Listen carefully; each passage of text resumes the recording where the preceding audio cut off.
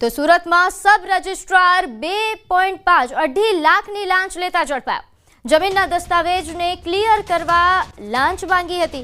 કર્મચારીએ પગાર કરતા 3 ગણી વધુ લાંચ માંગી લીધી.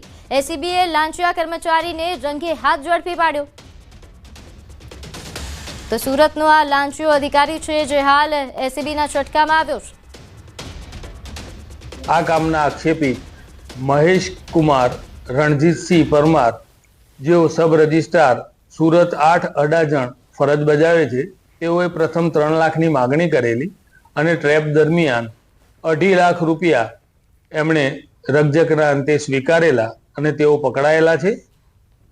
દ્વારકા જિલ્લા એસઓજીને મોટી સફળતા મળી છે. ખંભાળિયાના માંજરા ગામે થયેલ લૂંટના આરોપીઓને મધ્યપ્રદેશથી ઝડપી પાડવામાં આવ્યા.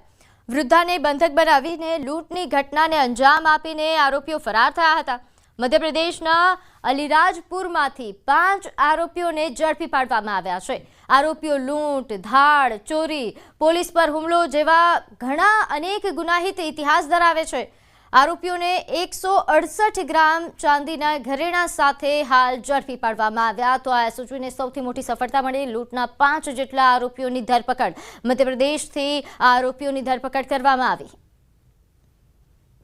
5 આરોપીઓની દેવભૂમિ દ્વારકા જિલ્લા પોલીસ તેમાંની ટીમો દ્વારા ધરપકડ કરવામાં આવેલી છે.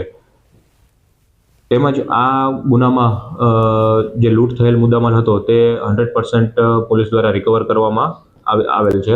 5 આરોપીઓની દેવભૂમિ દ્વારકા જિલ્લા પોલીસ.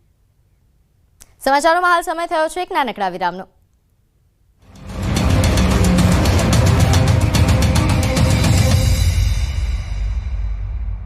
દોસ્તો ગુજરાતના